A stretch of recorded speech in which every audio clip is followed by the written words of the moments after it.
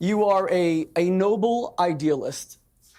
The two most important words that were ever uttered in the Second World War were surprised upon Winston Churchill in Casablanca by Franklin Roosevelt, who didn't even tell him who was his ally. And Churchill had fought the Nazis alone. Those two words were unconditional surrender.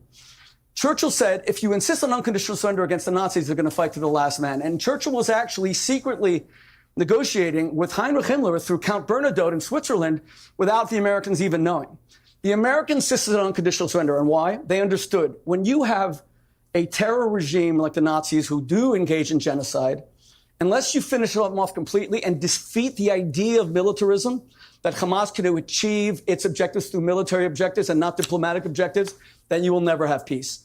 Hamas has launched 6 wars against Israel since Israel voluntarily withdrew from Gaza in 2005. Israel uprooted its own citizens. It was almost a civil war because it used the IDF to uproot its citizens. I want to talk fact here. Not what you think, Matthew, not what Cenk thinks, and Pierce, not what you think. Just fact. That's a fact. 2000. So Cenk says Israel wanted it back. They used their soldiers to uproot their citizens and destroy their houses. And my wife's first cousins were one of those houses, 2005. My children planted the last trees in Gush Katif, and they were cut down by Palestinians right afterward. 1 second. Let's stick to facts. Number 2.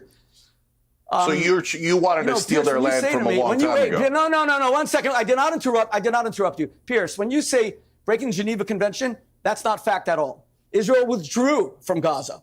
There are 1.9 million Arab-Israeli citizens living under the protection of the IDF who don't even have to serve. Israel does practice apartheid, but reverse apartheid.